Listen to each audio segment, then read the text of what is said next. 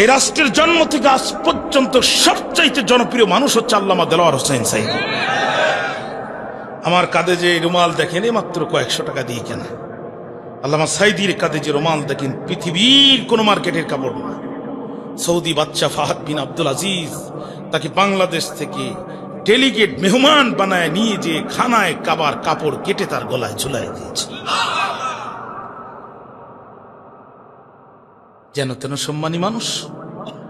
এ পর্যন্ত বাংলাদেশে কাবা শরীফের ভিতরে 2 জন মানুষ ঢোকার সুযোগ পেয়েছে, মাত্র 2 জন।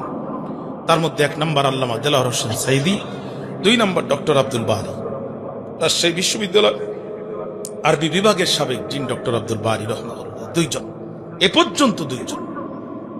কল্পনা করতে পারেন কি জাতের সম্মানী মানুষ তিনি ছিলেন, কি জাতের সম্মানী মানুষ তিনি ছিলেন। প্রিয় ভাই ভাইরা, 80 দশকের কথা বলছি। আল্লামা সাঈদী চিটাগাঙে 5 দিন ব্যাপী তাফসিরে 4 দিন তাফসির করে ব্যক্তিগত কাজে ঢাকায় এসেছেন। বিকালের ফ্লাইটে আবার তিনি ব্যাক করছেন। একজন বড় আলেমের সাথে তার ফ্লাইটে দেখা।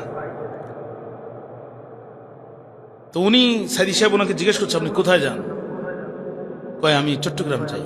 কেন যান? আপনার তাফসির শুনতে যাই। আশ্চর্য ব্যাপার ভাই, আপনি আমার তাফসির শুনতে যান তো আমাকে বলেন না। আজকে আমার সাথে অবশ্যই আপনাকে মেহমান হতে হবে, আমার সাথে মঞ্চে থাকবেন, আমার সাথে খাওয়া দাওয়া করবেন, চলেন। কয়, না, আমি প্রত্যেক বছর যাই, আপনাকে জানাই না, কারণ জানালে আপনি সাথে নিয়ে যাবেন। আমি মাটিতে বসি, আল্লাহ আপনার হৃদয়ের ভিতরে কোরআনের একটা ভান্ডার দিয়েছে, আপনি বলেন, আর ওই মধুটা নেওয়ার জন্য আমি আমার সব কাজ ফেলে রেখে আমি প্রত্যেক বছর তাফসীর শোনার জন্য যাই। 4টা দিন আপনি বক্তৃতা করেছেন, উত্তাল তরঙ্গের মতো মাঠ গরম হয়েছে কোরআনের পক্ষে। আজকে শেষ দিন, আপনি মধুর ভান্ডারটা একটু ওপেন করবেন। কুষ্টিয়ার মাওলানা এনামুল হক শাফি মারা গেছে, আল্লাহ কবরকে জান্নাতবাসী করুক। ওনার কাছে আমি এই ঘটনাটা শুনেছিলাম। আল্লামা সাঈদী সেই দিন কোরআন টু কোরআন তাফসীর করলেন পরকাল দিবসের উপরে।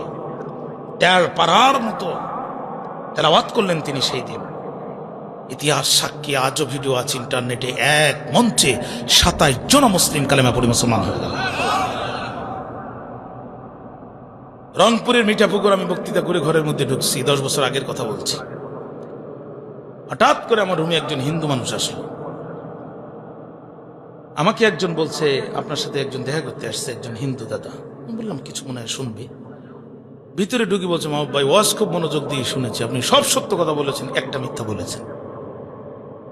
আমি একটু খুব দুর্বল হয়ে গেলাম। কোনটা মিথ্যা বললাম? আপনি বলেছেন 1 সাঈদী কারাগারে, লক্ষ সাঈদী ঘরে ঘরে, এটা মিথ্যা কথা। আমি বললাম, কেমনি? বাগানে ফুল প্রত্যেকদিন ফোটে, কিন্তু যেটা ফুলের রানী, রানী গোলাপ, ওটা জন্ম নেয় 100 বছর পর একবার। আল্লামা সাঈদী যেন তেন ফুল নয়, এটা রানী গোলাপ। এমন গোলাপের জন্ম বাংলাদেশে আর হবে কিনা এটা আল্লাহ ছাড়া আর কেউ জানে না। বর্তমান সময় সবচাইতে জনপ্রিয় মুফাসসির হচ্ছে মিজানুর রহমান আজহারী হাফিজাহুল্লাহ, আল্লাহ তার হায়াতের ভিতরে বারাকা দিক। লক্ষ লক্ষ মানুষ হয় তার মাহফিলে। এই মানুষগুলো ঠেকাতে, ট্যাকেল দিতে, সামলাতে তার যে কষ্ট হয় দেখেছেন না আপনারা? একটু থামেন, দয়া করেন। হ্যাঁ, কত ধরনের কথা বলে। আল্লামা সাঈদীকে কোনোদিন বলতে হয়নি তার শ্রোতাকে যে আপনারা চুপ করেন। মাইক ধরিয়ে নাহমাদুহু বলে বজ্র কণ্ঠ দিয়ে যখন শুরু করত, লক্ষ লক্ষ মানুষ নীরব হয়ে যেত। ঠিক না? বাংলাদেশের এ যাবৎকালের সমস্ত বক্তাদের বক্তৃতা এক জায়গায় করলে সাঈদীর 5 মিনিটের বক্তৃতার সমান হবে না। এই মানুষটিকে এরা বেইজ্জতি করেছে। ওয়াজআলু আইজ্জাতা আহলিহা আযিল্লা। এই মানুষটিকে তারা বেইজ্জতি করেছে।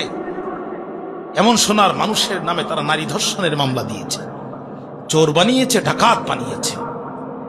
বারবার ফাঁসির কাস্টে ঝোলানোর চেষ্টা করে ব্যর্থ হয়ে পিছনের দরজা দিয়ে ভারতের পরামর্শে তাকে ইনজেকশন করে হত্যা করা হয়েছে। আমি থাকি ঢাকা শহরে উত্তরাতে। আমি একটু ঢাকার বাইরে ছিলাম।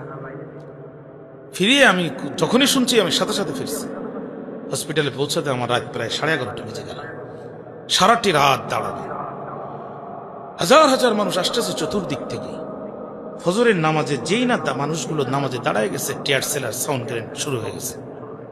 মনে হচ্ছে যেন বড় বড় বিল্ডিং ভেঙে পড়বে, এমন আওয়াজ।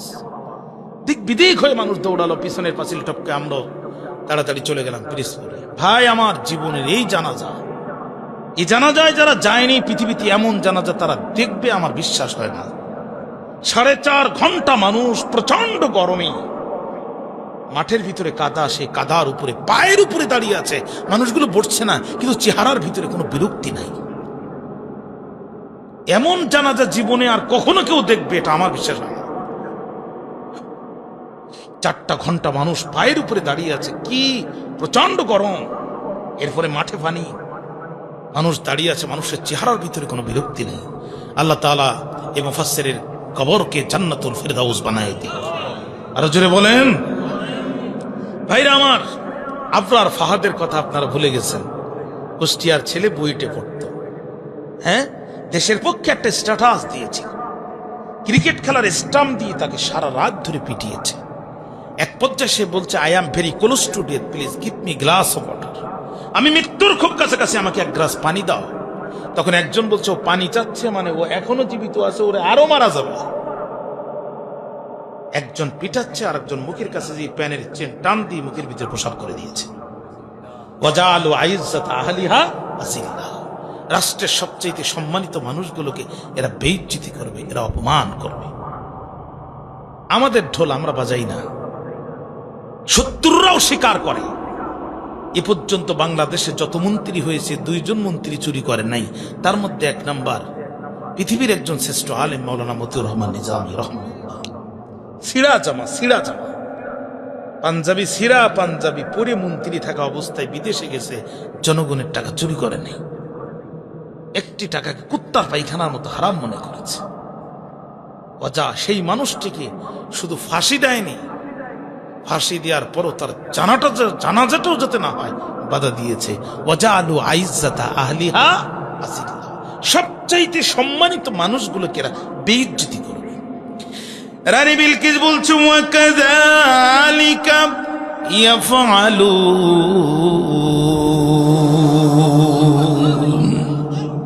এরাও তাই করবে। এরা আমার দেশের ডক্টর, ইঞ্জিনিয়ার, এলিট শ্রেণী, সুশীল সমাজ, ভালো ভালো মানুষগুলোকে বেশি বেশি হত্যা করবে, আর আমার দেশের কলকারখানা, ইন্ডাস্ট্রি সব ধ্বংস করবে।